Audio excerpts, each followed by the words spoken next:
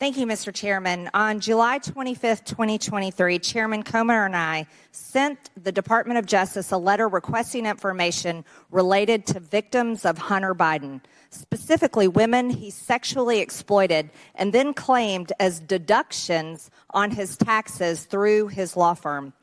But he never paid those taxes. Not surprisingly, the Department of Justice did not respond. After the DOJ's sweetheart Hunter Biden deal fell apart, by the way, led by the special counsel David Weiss, on September 8th, 2023, Chairman Comer and I again sent a letter to the same DOJ officials asking about victims' rights issues related to Hunter Biden's sexual exploitations. DOJ once again failed to respond.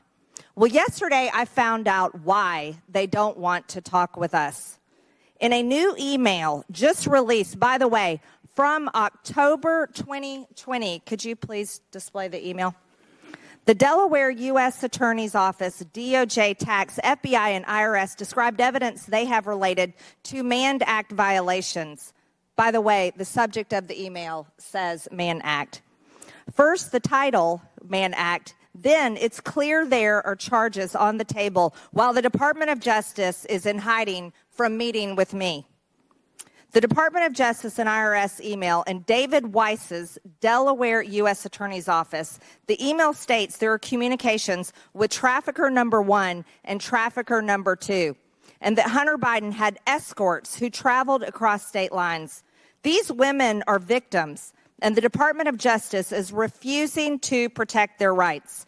Not only that, David Weiss, the now special counsel in charge of supposedly investigating Hunter Biden, has been clearly covering up Hunter Biden's crimes since before the 2020 election, which is undoubtedly election interference.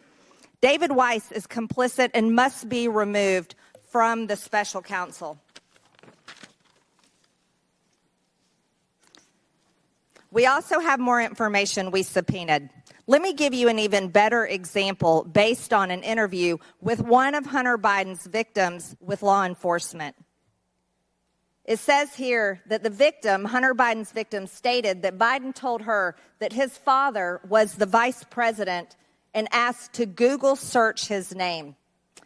Hunter Biden's victim stated she told Biden she was not interested in Google searching his name and just wanted to be paid.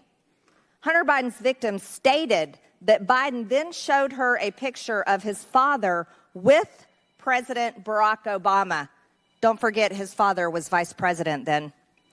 Hunter Biden's victim stated after she was shown the aforementioned picture, who was the vice president of the United States with the president of the United States, Barack Obama, she became afraid. After Hunter Biden's victim left the location, she arrived back at her apartment and told her friend, who she was just with, Hunter Biden's victim stated that her friend told her, "You have no idea who you're dealing with." These women were terrified, terrified. He used his father, Hunter Biden used his father, the vice president of the United States, to threaten his victim, who he had just trafficked for sex. And the Department of Justice refuses to speak to me? Hunter Biden needs to be held accountable for his sexual exploitation of women. And we've shown more evidence. We've shown evidence. This is what it looks like. This is what Mann Act violations look like. Mr. Chairman? I reclaim my time. I'd like to challenge the use of this exhibit under Clause 6 of Rule 17. It is sad that my Democrat colleagues pretend to care about women's rights while allowing Hunter Biden to exploit women. This is a shame. But let's talk about... Chairman, there's a parliamentary challenge before us. The point of order. Chairman, point of order. Who's the point? And we'll stop the clock for you, Ms. Green. Mr. Chairman, our colleague from Georgia has introduced before pornographic exhibits and displayed things that are really not suitable for children who might be watching. And Bathing suit's not suitable, Mr. Raskin? well, I'm saying I would like the member to be instructed to not introduce any pornography today, at least without running it A through the chair bathing first. suit is not pornography, Well, we Mr. can't see it Raskin. from down there, so you didn't make it available to the minority before you started. Seen it before. It's on the internet. It's everywhere. You are submitting a naked woman's body. This is a bathing suit. This is a bathing suit. And it has not been cleared before this committee. Put glasses on. Do you wear them Okay. or not? It's a I have bathing contacts in. suit. Thank you. Congratulations. All right. Chair asked Ms. Green to proceed. Now let's talk about more evidence the Democrats have denied that's turned out to be true. We all know Joe Biden is the big guy. We confirmed that Hunter Biden was lobbying his father. Here's another example that was just released yesterday. This is from a timeline from one of the IRS whistleblowers and quotes an email between Vuk Jeremic, a Serbian politician, and Hunter Biden. Did you have a chance to talk with the big man? He's receiving my prime minister on Wednesday. Please let me know if you think that what we discussed back in D.C. can be mentioned in the meeting. My domestic strategy, how I proceed in dealing with my government, very much depends on whether it happens or not.